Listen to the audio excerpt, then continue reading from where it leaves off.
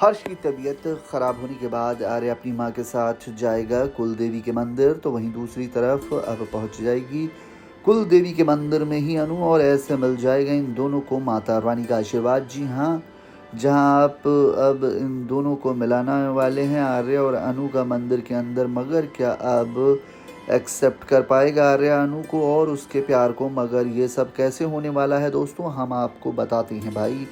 जहाँ पे अब आर्या ने तो फैसला कर लिया है कि वो अनु को अपने पास से दूर कर देगा, तो जहाँ पे अब अनु आती है, जब आर्या बुलाता है तो वहीं अब आर्या अपना फैसला सुनाता है और कहता है कि मुझे प्रमोशन मिला है अनु, तुम्हें जयपुर वाली ब्रांच का इंचार्ज बनाया गया है। जहाँ पे अब अनु का दिमाग ख़राब हो जाता है, तो यहीं अब आर्या कहता है कि जैसे इस वाली ब्रांच को मीरा देखती है, वैसे ही तुम अब जयपुर वाली ब्रांच को देखोगे। इतना अच्छा ये परफॉर्म किया है, वैसे ही वहाँ पे ही परफॉर्म करना और अच्छे तरीके से उस ब्रांच को चलाना।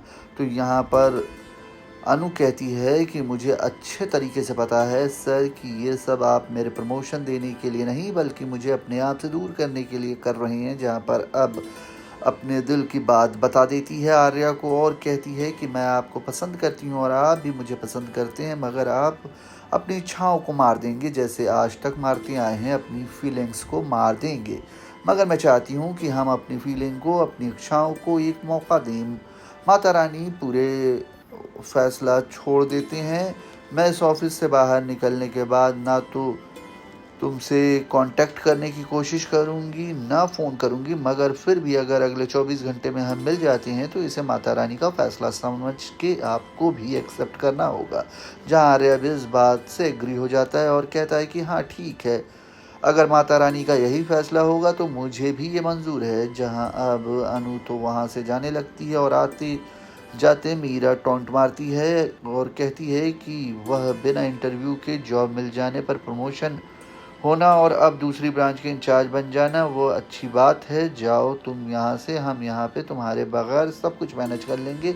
हाँ बेचारी अब अनु वो तो परेशान हो जाती है, माता रानी के सामने हाथ जोड़कर खड़ी हो जाती है और रोने लगती है और कहती है कि क्या हमारे साथ बस यहीं तक का था? तो इसी वक्त वहाँ पे आ जाती है सिद्धि माता और कहती हैं कि इसका साथ कहाँ तक था ये तुम नहीं बल्कि माता रानी डिसाइड करेंगी। माता रानी पर छोड़ दो।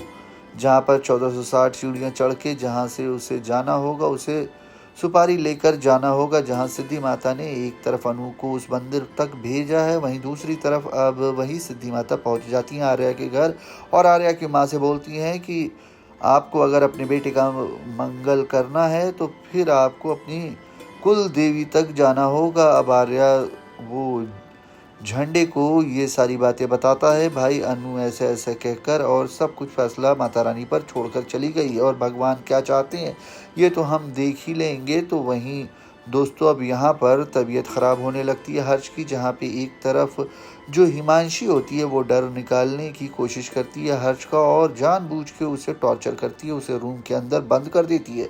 उसी वक्त वहाँ पे आर्या आ जाता है और कहता है कि हिमांशी तुम्हारी हिम्मत कैसे हुई हर्ष को बंद करने की? तो वहीं अब हर्ष का बाहर निकलना है और हर्ष गले लग जाता है अपने भाई के और लगता है मुझे बचा लो। जहां अपनी माँ से बोलता है आर्या की हमें जल्द से जल्द डॉक्टर की अपॉइंटमेंट लेनी होगी, फटाफट हर्ष को डॉक्टर को दिखाना होगा। तो दोस्तों अनु आ रही है, तो यहीं दूसरी तरफ आर्या भी अपनी माँ के साथ आ रहा होता है। दोनों मिलने वाले हैं उन्हीं के कुलदेवी मंदिर में, जहाँ पे हम दोनों का आशीर्वाद मिलने वाला है माता रानी का। क्या अब ऐसे में आर्या अपने दिल की बात कह देगा अनु से? क्या आप लोग चाहते हैं कि आर्या अपने दिल की बात कह दे अनु से? तो अगर आपको भी हमारी ये अपडेट पसंद आई हो तो हमारे चैनल को सब्सक्राइब भी कर लें।